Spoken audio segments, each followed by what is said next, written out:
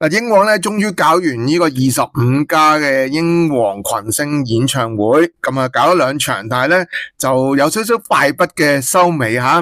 咁首先嚟講咧，第一場有張敬軒表演完之後咧就確診咗急性內耳迷路炎啊，佢真係要好好唞下休息下，迷路咗啦個人。咁啊，第二場咧冇出席。咁專程咧由成都趕翻嚟香港嘅謝霆鋒咧就壓軸登場喺尾場啊！原本演繹連串快歌 medley 嘅環節咧又俾人刪走咗。10:20夜晚咧就完 show 啦，開燈之後咧啲觀眾大部分包括我啦，習慣咗梗係嗌下咧 encore 先再嚟多轉啊嘛。喂，反傳統喎，冇喎。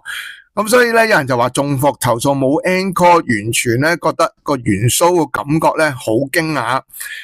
有啲網民就話自己咧係尾場嘅苦主，大肚咧苦水嗌回水，就好似黃子華咁回水。英皇點講咧？英皇就解釋翻咧，謝霆鋒咧就前日先係朝頭早咧先翻嚟香港，就未夠時間彩排原定預備嘅歌單咁樣，所以咧由謝霆鋒自己選擇獻唱嘅歌。尾場咧就比頭場足足咧早咗幾多啊？40分鐘啊，完 show。英皇咧就否認咧避免罰錢，所以提早完場呢個講法。謝霆鋒咧個表演其實都幾有型嘅吓，咁啊帶住黑超啊同埋全黑打扮登場，咁啊彈吉他自彈自唱逆行啊，之後再唱遊樂場同埋非走不可，最後演繹玉蝴蝶。其實個氣氛咧，我覺得OK 嘅。咁但係咧問題咧本身咧，其實佢應該仲有唱活着 Viva 咧，同埋潛龍勿用嘅溫單咧，俾人刪走咗。個演唱會咧好早啊，10:20咧結束。啲觀眾咧根本就唔知點解會突然間開晒燈啊，都未 encore 你開咩燈？咁開燈唔緊要嘅，開燈之後你咪熄翻燈再嚟過。但係冇啊，最終都係完 show啊。嗱，頭場咧就係11點鐘咧完嘅，但係依場咧就尾場咧10:20啊，真係爭得太多啦。咁樣有網民質疑咧，呢個音樂會或者叫做演唱會啦，係咪要趕住咧10點半之前完 show？因為咧，你知啦，啟德附近好多即係屋苑啊，各樣嘢噶嘛。咁英皇就話唔係嘅，就話因為咧霆鋒就趕唔切翻嚟彩排，所以到場之後咧俾佢揀自己嘅歌單。英皇亦都話咧5月3日嘅天氣反覆，懸掛個黃色暴雨警告。唔少歌迷咧花咗好多時間排隊入場支持，場外等候甚久，等咗好耐。最緊要大家開心，享受演唱會，唔好講錢。我而家唔係同你講錢啊嘛，問題係咪？你咪俾翻嗰40分鐘啊，或者你起碼唔好去到11點啦，去到10:10，可能啲人都唔會咁大反應啦，係咪先？嗱，我自己點樣睇咧？我覺得咧，你話。而家個官方說法啊，就係謝霆鋒預備唔切。咁我睇到幾樣嘢嘅。第一咧就係咧，謝霆鋒喺英皇個地位非常之高超到咧，連英皇譬如啊呢個 Manny 啊霍文希咧都係即係叫做唔可以勸服咧阿霆鋒咧唱多幾首。第二，你話霆鋒啲。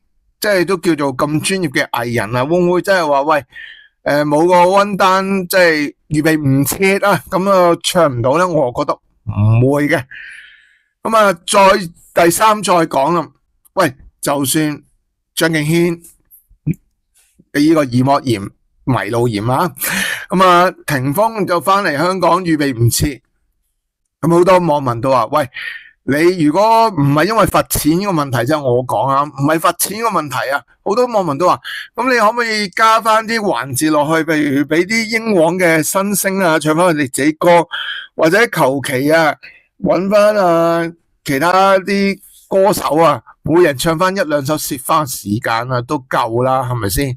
話明群星演唱嘛，而家唔係一個人做晒啊嘛，咁但係咧，你確實英皇就冇咁做。草咧就 shut down 咗個節目，我自己咁樣睇啊，阿老姐咁樣睇。你話霆鋒嗰個 medley 咁樣 cut 咗佢，咁咧有啲網民咧就喺網上話，我哋以前啊睇張學友啊、王菲啊嗰啲都冇 encore 嗱，咁小弟咧都講緊中老啦，咁我睇演唱嗰陣時咧都已經係有呢個 encore 環節噶啦，咁我唔知嗰位網友個資歷係幾深厚啦，咁但係總之即係可能近呢十幾廿年啦，即係或者英皇25+啦，呢25年嚟咧，基本上咧演唱會都有個 encore。